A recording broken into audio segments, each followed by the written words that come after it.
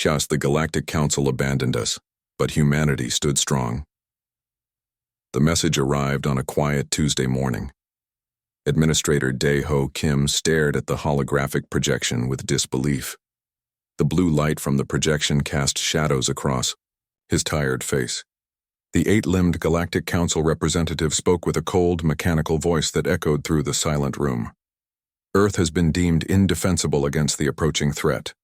The Council has voted to withdraw all protection and support.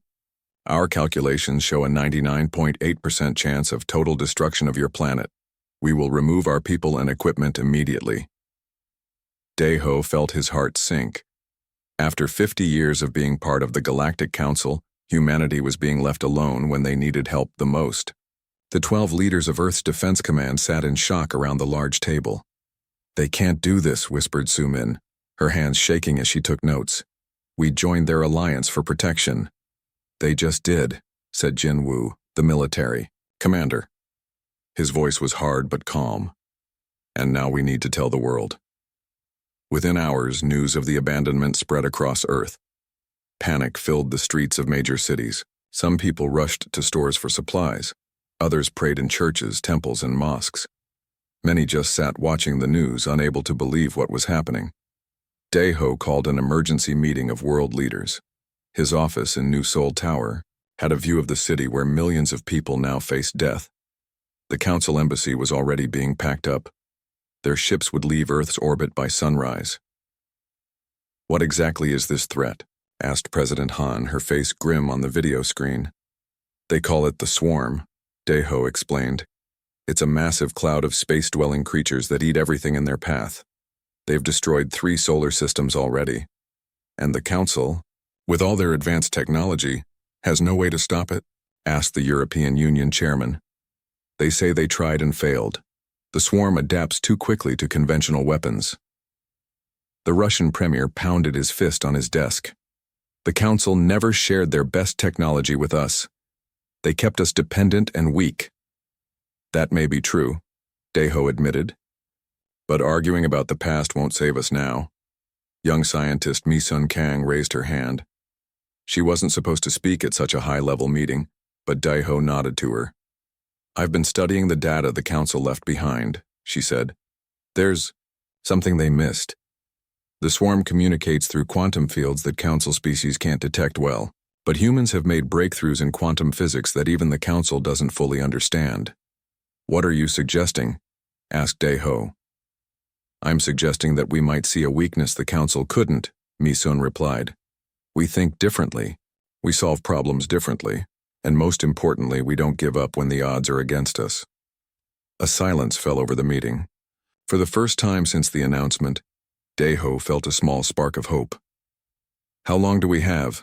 asked the African Union Secretary. "The Swarm will reach our solar system in approximately 6 months," Dae-ho said.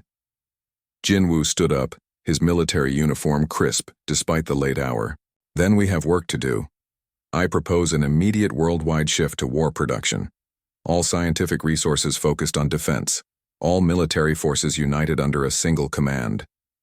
"The people will panic," warned President Han. "No," said Dae-ho, firmly. "They will fight. Humans always have. When faced with extinction, we don't lie down and accept it. We stand and fight." That evening, Dae-ho addressed the world. Billions watched as he explained the threat and the Council's abandonment, but instead of spreading fear, his words sparked determination. "The Galactic Council has abandoned us because they believe we cannot win. They have calculated our defeat, but they have failed to calculate the human spirit. Throughout our history, we have faced disasters, plagues, ice ages, and wars. Each time we have emerged stronger. We are adaptable. We are creative, and we will not go quietly into the night." As Dae-ho spoke, scientists around the world were already analyzing the Swarm data. Engineers began converting mining equipment into defensive weapons. Military forces started training together, breaking down old rivalries in the face of a common threat. The Council ships departed Earth orbit the next morning, leaving humanity alone against the approaching doom. From his office window, Daeho watched the last alien vessel disappear into the sky. "They think they know how this story ends," he said softly. "But they don't understand humans very well, do they?" Behind him, Jinwoo and Mi-sun exchanged determined looks. "No," Jinwoo replied. "They have no idea what we're capable of when our backs are against the wall." The abandonment had begun, but so had humanity's greatest chapter. 3 weeks had passed since the abandonment. Morning light filtered through the windows of the massive underground complex beneath what was once Seoul. Engineer Haewon Kang wiped sweat from her brow as she carefully adjusted the delicate parts of the quantum sensor array. Her eyes were red from lack of sleep, but determination kept her working. "Any progress?" asked Tae Young Choi as he entered the lab. He was in charge of the Defensive Weapons Division and looked just as tired as Haewon. "Better than expected," Haewon replied, pointing to the data readings flashing across her screen. "Look at these patterns. The Council never bothered to understand quantum fluctuations because their bodies can't sense them. But humans have always been good at finding what we can't naturally see." Across the globe, similar scenes played out. Humanity hadn't fallen, apart as the Council had predicted. Instead, people worked together in ways never seen before. Former enemy nations now shared resources, technology, and knowledge. In what used to be the United Nations building in New York, Daeho Kim met with world leaders. The room buzzed with activity as scientists and military officers presented their progress. "Our satellite network is 60% complete," reported Jinwoo. "Once finished, we'll be able to detect the swarm when it enters our solar system." Mi-sun stood, up next, her young face serious but confident. "We've made a breakthrough in understanding how the swarm communicates. They use quantum signals to stay connected as one unit. If we can disrupt those signals, we might be able to confuse them." "Can we build something that powerful in time?" asked President Han. "We're converting the particle accelerators in Europe and Asia to create quantum disruptors," Mi-sun explained. "It's never been done before, but the math works." Daeho looked around the room at the tired but determined faces. Just 3 weeks ago, they had received the worst news in human history. Now they were planning to fight back against a threat that had destroyed civilizations far more advanced than Earth's. In Australia, mining equipment was being transformed into planetary defense systems. The massive drills once used to dig for resources were now being fitted with weapon systems designed to penetrate the swarm's outer shell. "The Council thought these were just primitive digging tools," said mining foreman Jun Ho as he watched the conversion. "They never imagined we could turn them into weapons." His team worked day and night, teaching military personnel how to operate the converted machines. What they lacked in advanced alien technology, they made up for with creativity and determination. Inyaun Senondan orbit around Earth, the last of the human space fleet prepared for battle. Most were simple ships never designed for war, but now they carried experimental weapons based on quantum technology. Captain Yoon-ji Park floated through her ship, checking on her crew. They were scared, but ready. "The Council races evolved on safe, stable planets," she told a young crew member who was visibly nervous. "Their worlds never faced the disasters ours did. They never had to adapt or die like our ancestors did countless times. That's our advantage." Back on Earth in a small room deep underground, Daeho met with Jinwoo and Mi-sun. "The first swarm scouts will reach our solar system in 2 weeks," Daeho said, looking at the latest calculations. "Are we ready?" Jinwoo nodded. "As ready as we can be. The quantum disruptors are in place, the defense fleet is armed. Ground defenses are a T80% completion." "What are our chances?" Daeho asked Mi-sun. She hesitated before answering. "Better than the Council calculated. They gave us a 0.2% chance of survival. I think we're closer to 40%. Daeho smiled for the first time in weeks. "Those are odds humans can work with." That evening, Daeho addressed the world again. People gathered around screens in homes, shelters, and public spaces to hear his words. "In 2 weeks, the first wave of the swarm will reach our solar system. The Galactic Council believed this would be our end, but they underestimated what humans can do when united. We have created defenses they thought impossible. We have developed weapons they never imagined. And most importantly, we have shown a spirit they could not calculate." As he spoke, The camera showed images from around the world. Converted mining machines ready for battle, quantum disruptors humming with energy, spaceships prepared for defense, and people, billions of people working together to save their home. The Council abandoned us, Deho concluded. But humanity stands strong. And soon, the swarm will learn what that means. Absolutely not. It's too dangerous, shouted Ji-hoon. Yoon pounding his fist on the conference table. His face was red with anger and fear. The holographic display showing the mission details cast a blue glow across the room. It's our best chance, countered pilot Na-young Baek calmly. Her steady eyes met Ji-hoon's glare without flinching. The swarm's outer shell will be thinnest near their communication nodes. My team can deliver the quantum disruptors directly. 2 months had passed since Earth learned of the approaching swarm. The first scouts had already been detected near Jupiter, strange biological entities that moved as one mind. Humanity's defensive strategy was taking shape, but it required risks that the methodical council races would never have considered. The death rate for this mission is projected at 85%, Ji-hoon said, his voice softer now but still firm. As head of personnel safety, he couldn't support sending pilots on what was essentially a suicide mission. I'm aware of the risks, Na-young replied. So are all the volunteers. She gestured to the window where 20 pilots were already preparing their ships. The specially designed vessels were small, fast, and equipped with the latest quantum technology. Mi-sun entered the room with fresh data. The swarm has consumed 2 of our outer monitoring stations, she reported. But we got valuable information before they were destroyed. Look at this. She displayed a new image showing weak points in the swarm's structure. Those points there, Na-young pointed, are perfect targets for our disruptors. After hours of heated debate, the mission was approved. That evening, as the volunteer pilots, trained in simulators, Na-young found Ji-hoon watching the sunset from the observation deck. I still think you're crazy, he said without looking at her. Maybe, she agreed, standing beside him. But the council would never try something like this. That's why they failed against the swarm. The council races evolved on stable planets with predictable environments, she continued softly. They never had to adapt or die like we did. Our greatest strength is that we've always been survivors. Ji-hoon nodded slowly, finally understanding what humanity had that the council didn't. The fierce determination that comes from facing extinction countless times throughout evolutionary history. 3 days later, the mission launched.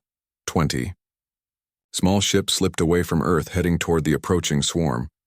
In the command center, Dae-ho, Ji-hoon, and Mi-sun watched their progress on the main screen. They've reached the outer edge of the swarm, reported Communications Officer Sun-hai. No detection yet. The plan was daring. The ships would fly directly into the massive cloud of creatures, plant quantum disruptors at key communication nodes, then escape before the swarm realized what was happening. The disruptors would send false signals, confusing the hive mind that controlled the deadly cloud. First team in position, came Na-young's voice over the radio. Her ship led the way, diving deeper into the swarm than any council ship had ever gone. On the display, tiny dots of light showed the human ships moving among the much larger swarm entities. One by one, the pilots reported successful placement of their disruptors. Something's wrong, Mi-sun suddenly said, studying her readings. The swarm is reacting faster than we predicted. On screen, they watched as 3 human ships disappeared, consumed by suddenly active swarm creatures. Na-young, abort mission, get out now! Ji-hoon shouted into the communication system. 2 more disruptors to place, came the calm reply. We're almost done. Minutes that felt like hours passed as more ships were lost. Finally, Na-young's voice came through again. Mission complete, 6 ships returning. Only 6 out of 20 would make it home, but they had succeeded. When activated, the quantum disruptors would send contradictory signals throughout the swarm, potentially breaking its unified control. As the surviving ships approached Earth, Mi-sun activated the disruptors. On the main screen, they watched, as the massive swarm suddenly stopped its advance. Parts of it began moving in different directions, some even attacking other sections. It's working, breathed Dae-ho. They're confused. Ji-hoon rushed to the landing bay to meet the returning pilots. Na-young's ship was the last to land, damaged but intact. When she climbed out, exhausted but alive, he embraced her tightly. "You were right," he admitted. "Sometimes the craziest plans are the only ones that work." She smiled tiredly. "The council abandoned us because they thought like the council. We survived because we thought like humans." Above them, the confused swarm had slowed its approach, giving Earth precious time to prepare its next unconventional strategy. "Swarm entities breaching Mars orbit," announced Communications Officer Sun-hee Kwan. Her voice was steady but urgent as red warning lights flashed across the command center screens. The command center erupted into controlled chaos as humanity's first line of defense activated. The quantum disruptors deployed by Na-young's team weeks earlier hummed to life, sending targeted signals that confused portions of the biological swarm. Screens showed thousands of swarm entities suddenly changing direction, some attacking their own kind. "Disruptors working at 60% effectiveness," reported Mi-sun, her fingers flying across her control panel. "Better than we hoped." Earth's hastily assembled defense fleet moved into position. 500 ships, most converted from civilian vessels, formed a protective line between the approaching swarm and their home planet. Captain Yoon-ji Park's voice came through the speakers. "All ships in position, weapons charged. Waiting for your command."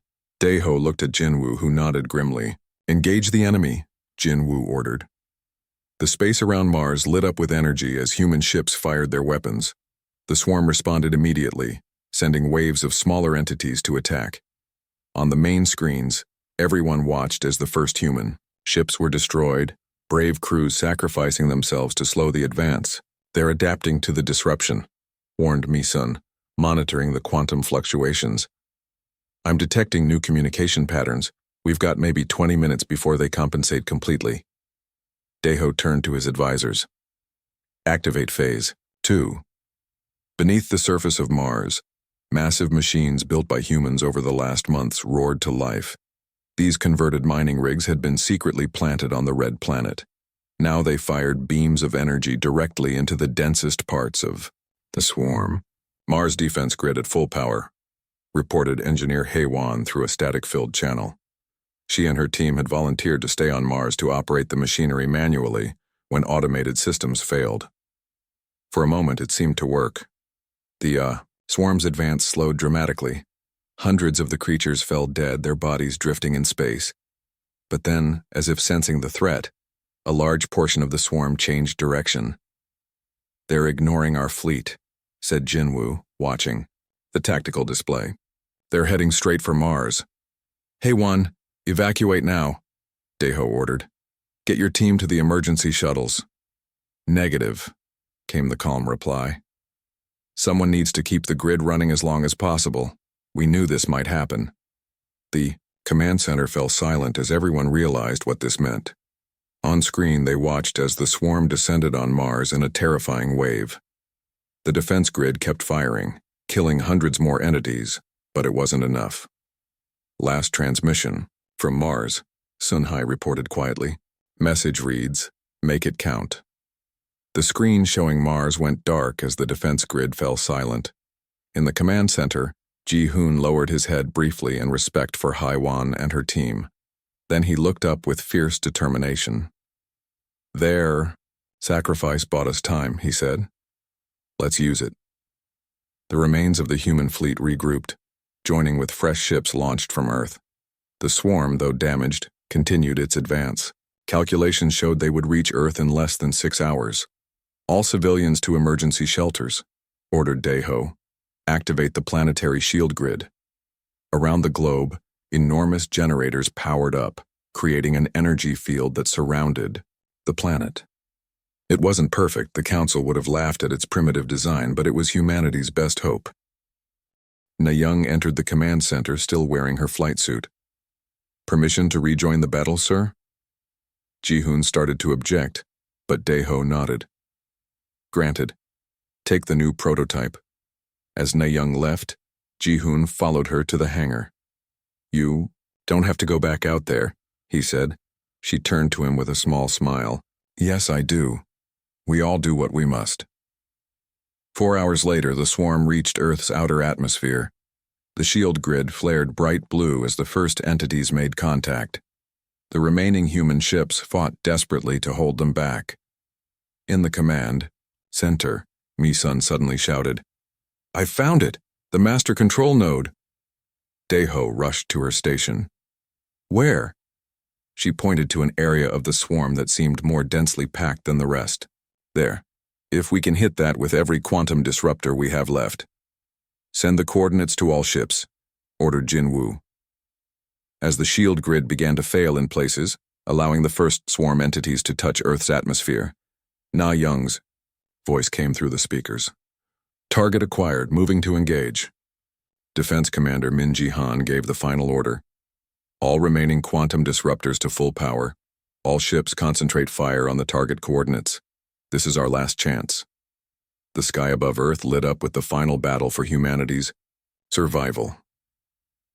6 months after the battle, Earth was scarred but healing. In the newly established Council Embassy, Daeho Kim stood face to face with the same alien representative who had delivered the abandonment message. The alien's 8 limbs twitched nervously as it faced the human leader. "Impossible," the alien kept repeating, its translator struggling to convey its astonishment. "Our most advanced civilizations calculated absolute destruction. We were certain. Yet, here we stand," Daeho replied simply. His face showed the tiredness of someone who had been through war, but his eyes held a quiet pride. The quantum reprogramming gambit had worked. When the swarm breached Earth's atmosphere, a precisely calibrated burst from thousands of synchronized stations had rewritten their hive communication. The confused entities had turned on each other, and Earth's military had eliminated the remaining threats. The final battle had been terrifying and beautiful. As the swarm's master control node was targeted by every remaining human ship, Na Young had led the attack, flying her prototype craft directly into the heart of the enemy. The quantum disruptors had fired at full power, not to destroy the swarm, but to change it. The signal had spread through the entire enemy force like a wave, turning their perfect unity into chaos. "The pilot who led the final attack, is she?" the alien asked cautiously. "Captain Na Young Beck survived," Daeho said with a small smile. "Though it was close. She's still recovering, but the doctors say she'll fly again." Through the windows they could see the rebuilding of the city. Many buildings were damaged or destroyed, but new ones were already rising. Earth had suffered greatly, but compared to the total destruction the Council had predicted, it was a miracle. "The Council wishes to re-establish diplomatic relations," the representative said finally. "We recognize that we made an error in judgment." Ji-hoon, who had been standing silently behind Daeho, snorted. "An error? You abandoned us to die." Daeho held up a hand to calm his friend. "The terms will be different this time," he said to the alien. "Humanity doesn't need guardians. We need allies who won't abandon us, or anyone else, when calculations suggest defeat." The alien lowered its eyes. "The Council has never faced a failure of this magnitude. Your survival challenges everything we believed about warfare and survival." Later that day, Daeho visited the hospital, where Na Young was recovering. Ji-hoon was already there, sitting beside her bed. Her face lit up when she saw them both. "I hear our old friends have returned," she said with a weak laugh. "Did they apologize?" "In their way," Daeho replied. "They want to study our quantum technology. Apparently, we've discovered something they never even thought to look for." Mi-sun entered the room carrying data tablets. "And they're not the only ones," she said excitedly. 3 other species have contacted us directly, bypassing the Council. They want to learn from us." "What did you tell them?" asked Na Young. "I told them we'd be happy to share our knowledge," Daeho said, "but only with those who understand what it means to stand together, even when the odds seem impossible." On the edge of the solar system, the last remains of the swarm drifted harmlessly. The reprogrammed entities no longer posed a threat. Some scientists even suggested they might be useful someday, perhaps as a living shield against other dangers from deep space. A week later, Mi-sun presented her findings to the World Unity Council. the new governing body that had replaced the old United Nations. The quantum communications technology we developed to fight the swarm can be adapted for peaceful uses, she explained. Instant communication across any distance, new forms of energy production, even medical applications we've only begun to explore. In the audience, Tae-young whispered to Jin-woo, "The council races will want this technology badly." Jin-woo nodded. "They can have it, as partners, not masters." That evening, Earth celebrated its survival with festivals around the world. Daeho stood on a balcony overlooking Seoul, watching as lights and music filled the once darkened city. Ji-hoon joined him, followed by Na-young in a wheelchair. "The council representative asked me something interesting today," Daeho said. "It asked why we didn't hate them for abandoning us." "And what did you say?" Na-young asked. "I told them that humans have better things to do than hold grudges. We're too busy building the future. Above them, stars filled the night sky, no longer a source of fear but a promise of new adventures. Humanity had been abandoned, tested, and nearly destroyed. But they had stood strong, and now they would reach for the stars on their own terms."